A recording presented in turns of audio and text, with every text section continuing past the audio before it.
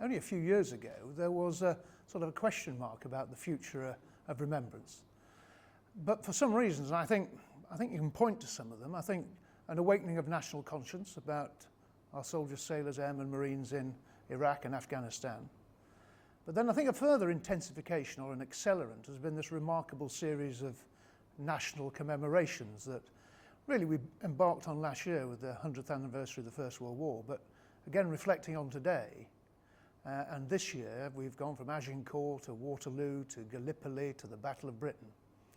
And I think that it awakens in the sort of collective public mind the fact that we've got a remarkable country that's evolved of 1,000 years of democracy. We've got a wonderful sort of open society. We enjoy liberties and meritocracy, but punctuated over time has been the requirement for significant numbers of our people to sacrifice themselves to preserve that. And I think that this brings about, if you like, in aggregate now, a far more awakened concern and interest in the whole business about the national evolution and what people over time have given their lives to preserve. It's interesting you say that, but of course on the other side of the coin is that fewer and fewer families have direct connections with the armed forces as they shrink, and thankfully the number of conflicts that Britain gets involved with lessens. And we all do the straw poll, don't we, as we walk down the street, and I got a packed train in today to conduct this interview. Not very many people are actually wearing poppies. I don't know what the straw poll is of the numbers, and I think one of the things that we must avoid is sort of a Poppy Stalinism. People should be allowed to do what they want to do, remember in their ways. I think that certainly members of the armed forces will always wear their poppies, and they are heartened by members of the public that wear theirs. I don't think it means that that's necessarily a sign of disrespect or a lack of people doing their own sort of commemoration or remembrance in their own ways. So I would avoid that sort of a mathematical audit. I just sense from what I see and hear and the people I meet is what I would call this sort of national awakening of consciousness about the whole issue of reflecting and remembering the sacrifice and service people have given to preserve the freedoms and the open society we enjoy today. Last question on the kind of poppy aspect, and it harks back the Flanders Field to that great conflict, the Great War, the First World War.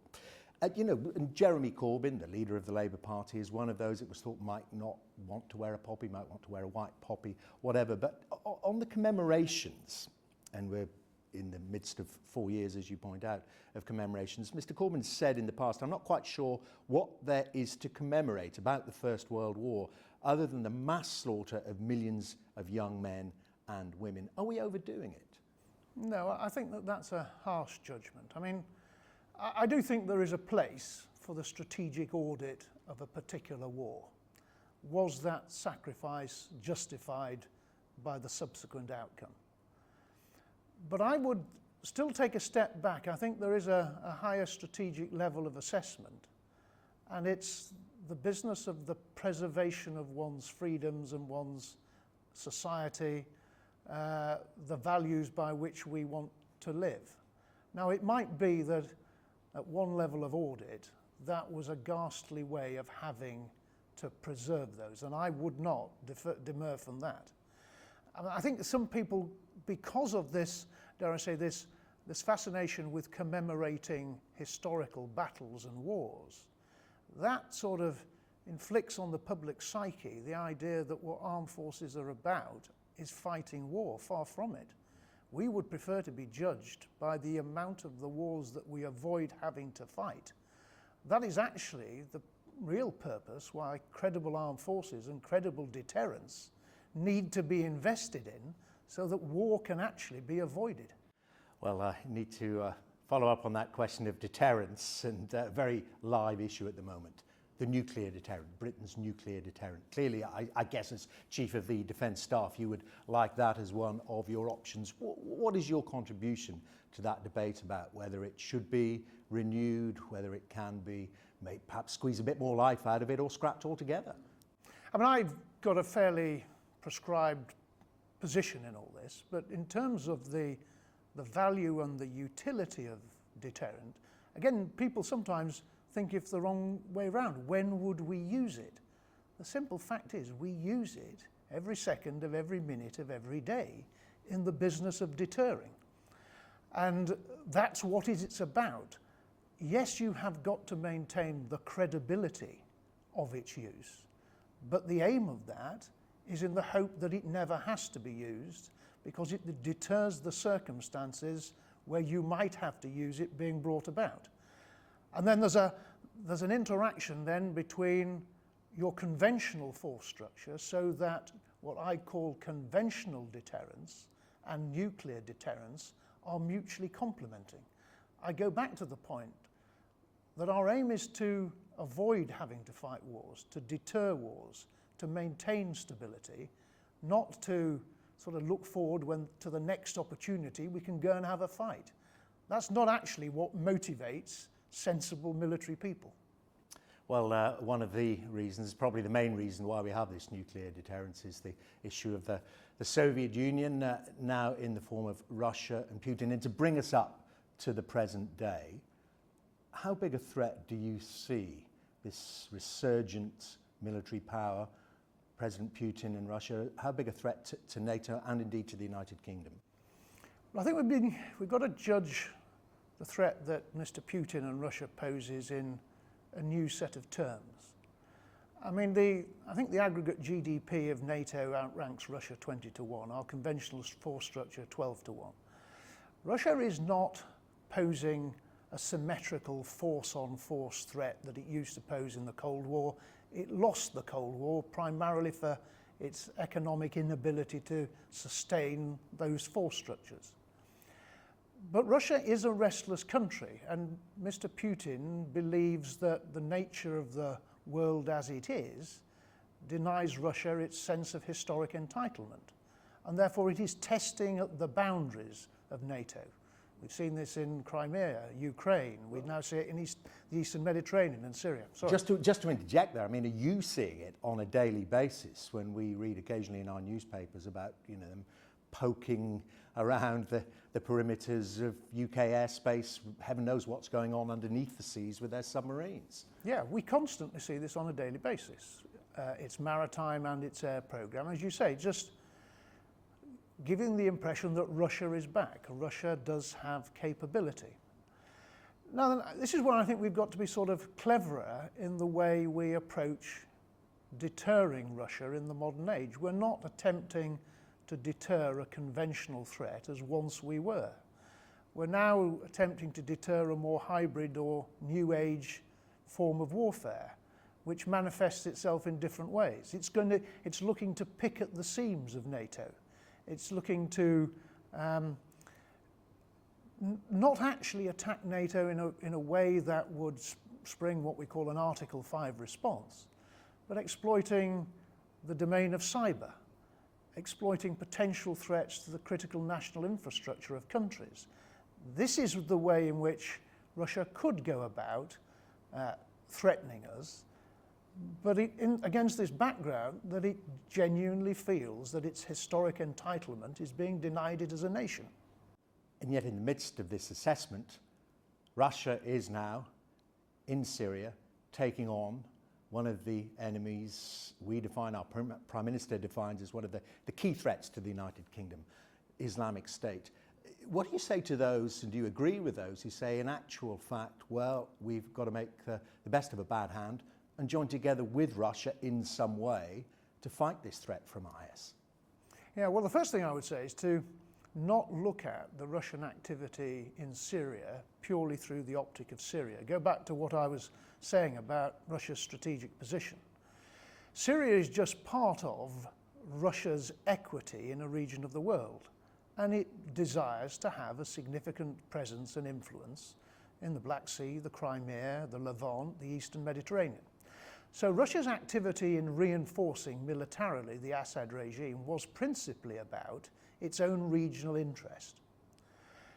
What I think that we ought to do, however, is recognise that this also gives us a potential opportunity at a diplomatic and political level for the interests of Russia and the interests of the international community to converge, because both of us wish to see the end of this abhorrent ideology that is Daesh.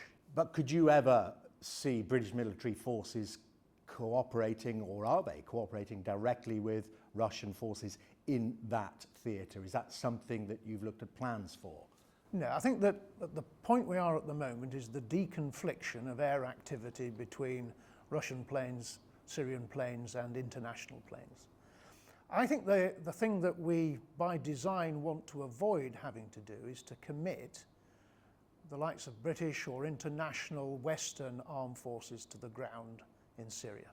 This is part of the absolute President Obama design, is that we should not firstly over-militarize this campaign against Daesh, and that the military element of it should by and large be provided by regional states, which is why so much of the effort goes into building partner capacity through the local nations in the region. I mean, militarily, do you find it, I suppose, perverse that the RAF is operating in Iraq but has to stop at an arbitrary border and not operate in Syria? Do you feel, I mean, and the Defence Secretary has called it morally indefensible, do you feel we are letting our allies down?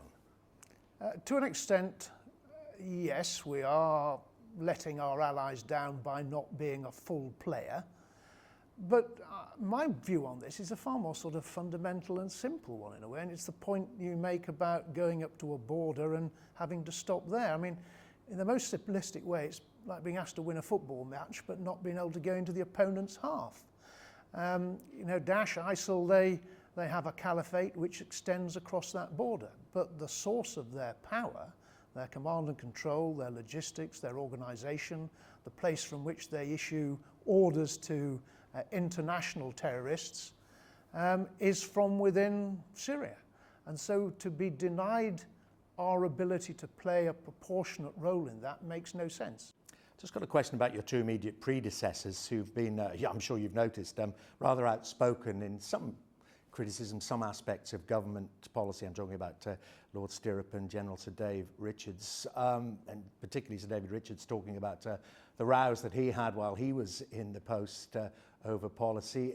You're not going to tell me if those rows are taking place now, but do you intend to speak out more fully, particularly about, let's say, changes to the resources which are devoted to our armed forces when you leave post?